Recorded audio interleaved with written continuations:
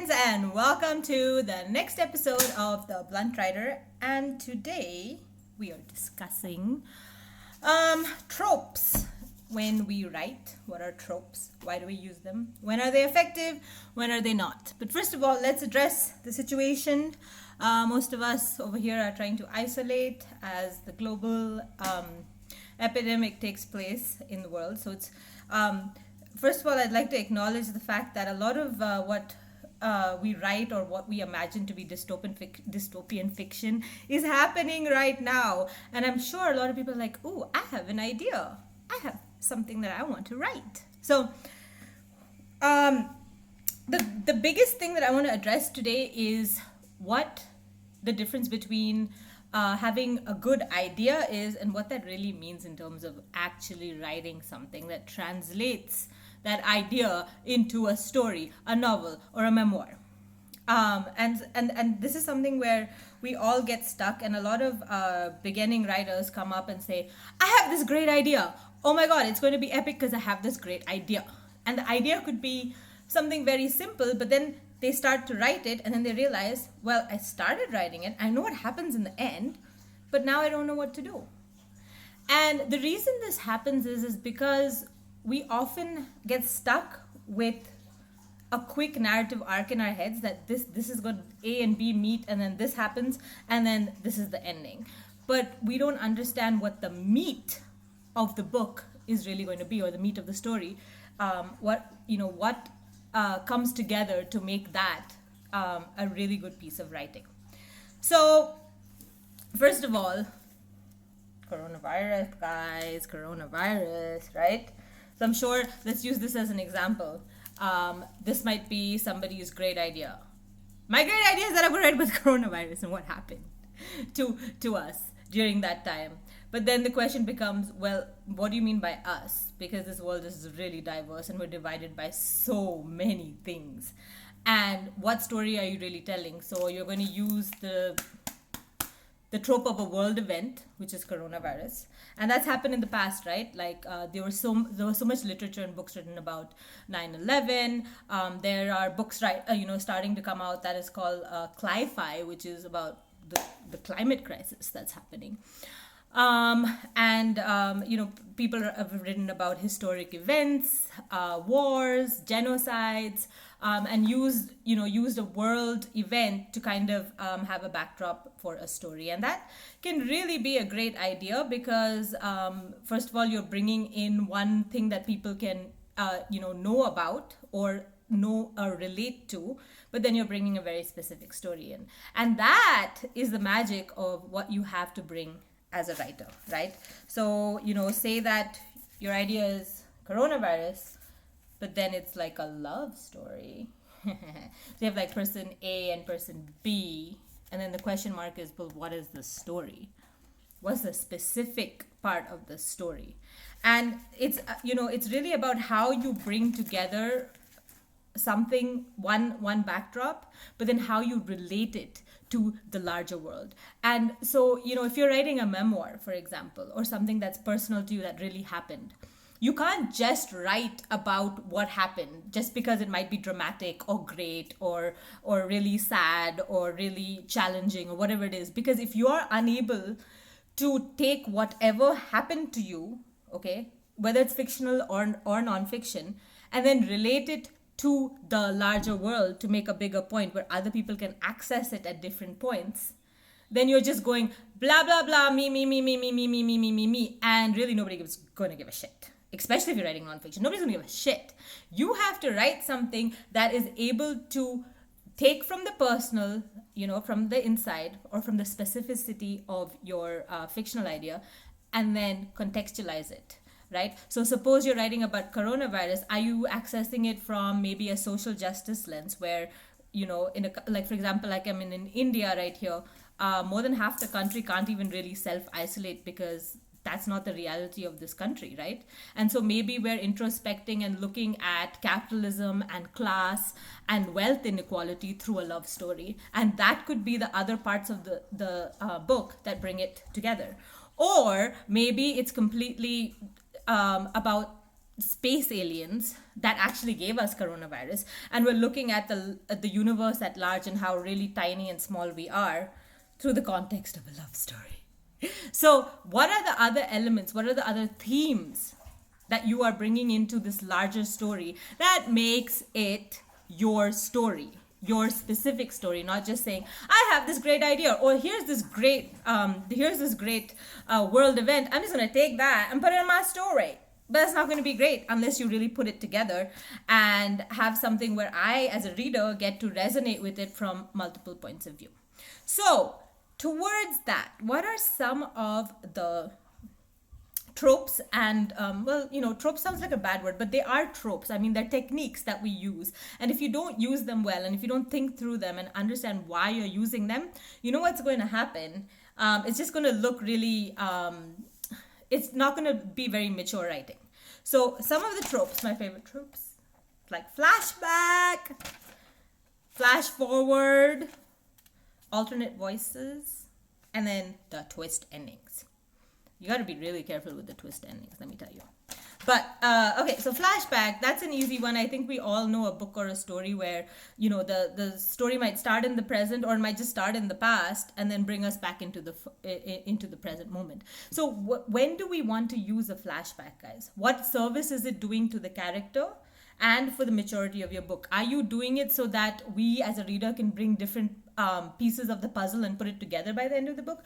Are you doing it because we get to understand a character's life journey towards the resolution of the book? Is that why you're using a thing?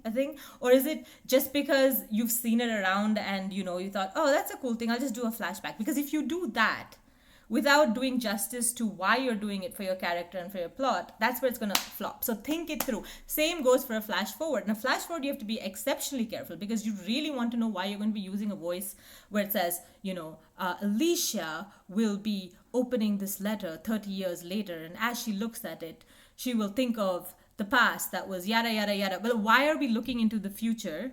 Why are we looking into the future if we're setting a story in the present and then probably even using flashback or not using flashback? So again, these are great tricks, these are great little tools that you can use that kind of give texture to the experience of reading. But if you're just putting it there for no reason, believe me, your reader is going to figure that out, and that's what you do not want to do. Okay, so my basic advice to you is, it's not advice, it's just my thoughts are, don't or use tropes by thinking through them and why you're using them. Why are you using them? Now, twist endings. Now, this is something that amateur writers always fall prey for. Okay, because this is, it's like, we grew up, like I grew up reading Jeffrey Archer, and it was fun, like these little short stories where you figure out that, what you were thinking, it's not that. This person's really not that person. I think, and this goes back to that old trope of, this crazy story happens where it's in multiple universes and there's ghosts and there's vampires, but then the end of the story is, and then the character woke up and it was all a dream.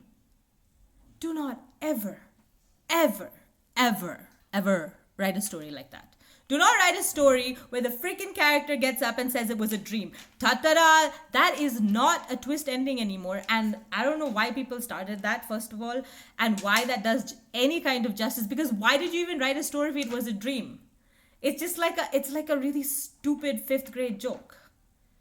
So, let's not do that anymore. If you still think that's cool, change your perspective on life, because that is not a twist ending. The other kind of twist ending is, oh, the narrator was a ghost this entire time, kind of like The Sixth Sense, or oh, the narrator is not a human being, it's actually a dog.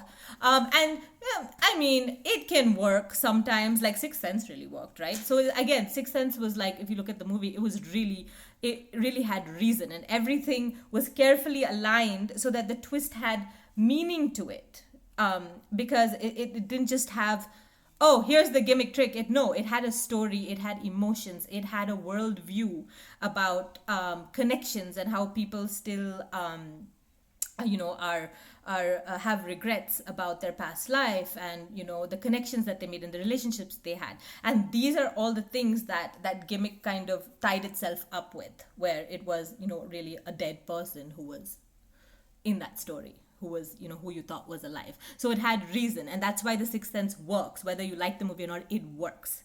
And then there's this Jeffrey Archer story, like a short story where like the end of the story is like a golden retriever, and it's cute. I mean, I don't think you could really do a novel like that anymore, where it's like, oh, the narrator is actually a chimpanzee.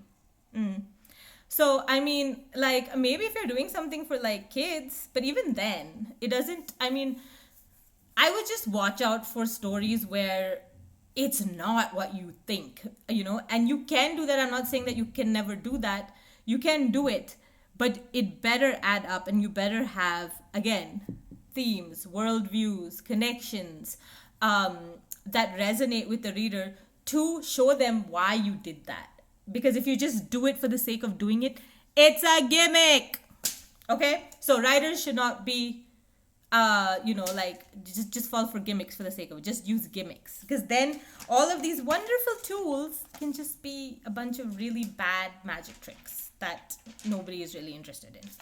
Okay, so that is the reason I wanted to bring up using sorry, I don't even know what I'm saying, but this is why I wanted to talk about having an idea and just saying, oh my god, I have an idea. Because, and then if you don't think it through, and if you don't think about the layers connecting the themes that you want, or this great part of the idea, to the larger world, to make a larger point to the world, where other readers can have different points of access and points of what part of the story they feel compelling. If you do not do that and just say, I have an idea, you're going to fall for the gimmicks. What you're going to do is you're going to say, oh, I have this part of the thing, and I just want to get to that part because that's my idea, and my idea is so cool.